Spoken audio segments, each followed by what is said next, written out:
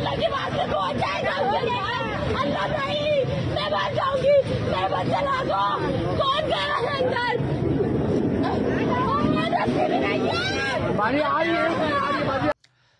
अस्सलाम वालेकुम। आज जब मैं ये वीडियो बना रहा हूँ तो मुझे यकीन जाने मुझे समझ में आ नहीं रहा कि मैं क्या बात करूँ। नीपा चौरंगी पे जो वाक़या हुआ है, एक 3 साल का मासूम बच्चा जो कि माँ के साथ शॉपिंग पे आया था और वो गटर के हवाले हो गया। इसी तरह सेम एक केस हुआ था लाड़काना के अंदर 1 हफ़्ता पहले तकरीबन। बख्तावर एक बच्ची जो कि मेन हॉल में गिरी, उसकी माँ तड़पती रही, बिलखती रही, आहें चीखो पुकार करती रही। सेम जिस तरह ये सिनेरियो है बिल्कुल सेम है। उसकी बेटी थी, इनका बेटा है। दोनों की चीखो पुकार सेम है, दोनों के केस सेम है, दोनों जगहों पे जिनकी हुकूमत है वो पार्टी भी एक है। अच्छा, लाड़काना के अंदर मैंने केस इतने ज़्यादा नहीं देखे, ये आई थिंक ये पहला ही केस था मेरे ये सामने। मगर कराची के अंदर मैंने बहुत केस देखे। जब बारिशें होती हैं, सड़कें तालाब का मंजर पेश करती हैं, तब नौजवान, बच्चे, बूढ़े सभी गटर में बह जाते हैं।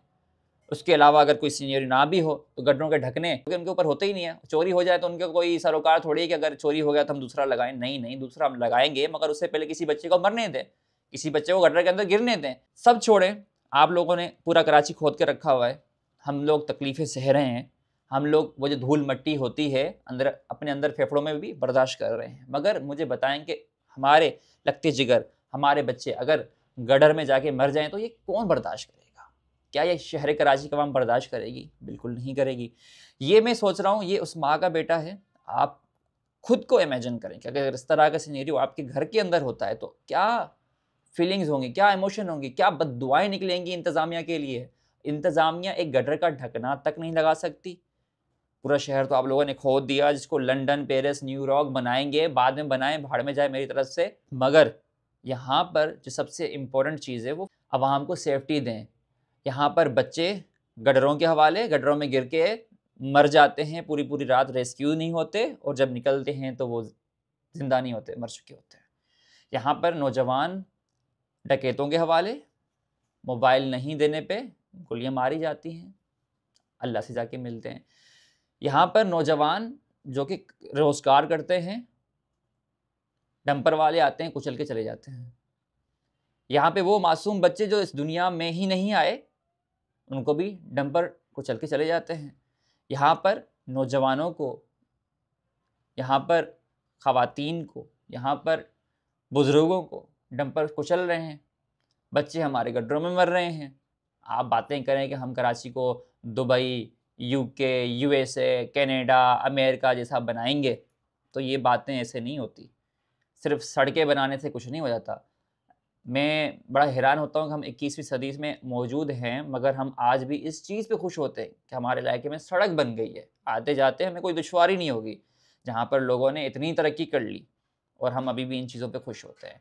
मेरा सिर्फ छोटा सा मुतालबा है, वो ये है कि सिर्फ़ और सिर्फ खुदारा इन वाक़यात को रोकने के लिए कोई एमरजेंसी नाफ़िज़ करनी चाहिए, अमली इक़दामात होने चाहिए। कराची के अंदर एक भी डंपर किसी शहरी को ना कुचले, एक भी बच्चा गटर में जाके ना गिरे। और ये 10 साल तक की श्योरिटी तो आप लोग दे दें। अगर 10 साल का आप लोग वादा करें कि 10 साल के अंदर कोई एक केस हो जाता है तो हम कुर्सी को छोड़ देंगे, और होना भी यही चाहिए। अगर आपके मौजूदगी में इस तरह का कोई वाक़या होता है, एक बच्चा गटर में जाके गिर जाता है क्योंकि वो गटर के हॉल पे ढक्कन नहीं था, तो इसमें आपकी सरासर ज़िम्मेवारी आती है। अगर हम अपनी बैकग्राउंड तारीख़ की बात करें तो हमारी तारीख़ तो ये है कि दरिया फ़ुरात पर के किनारे पे अगर एक कुत्ता भी भूखा प्यासा मर जाता है तो उसका भी मुझसे सवाल होगा। तो हमारी तारीख़ ये है, और यहाँ पर गटर में बच्चे गिर रहे हैं, बच्चे मर रहे हैं, नौजवानों को दम पर कुचल रहे हैं, बुज़ुर्गों को दम पर कुचल रहे हैं, डकैत लोगों को, शहरियों को मार रहे हैं, मगर यहाँ पे आपके ऊपर कोई ज़िम्मेवारी नहीं आती। क्यों? क्योंकि बहुत बड़ा शहर है, आप लोगों से संभाला नहीं जा रहा। तो मेरी सिर्फ़ और सिर्फ अल्लाह के हुज़ूर ही दुआ है कि अल्लाह ताला हमें ऐसे हुक्मरान दे जो कि इस शहर का और इस मुल्क का नक्शा तब्दील करें। Thank you so much. अल्लाह हाफ़िज़।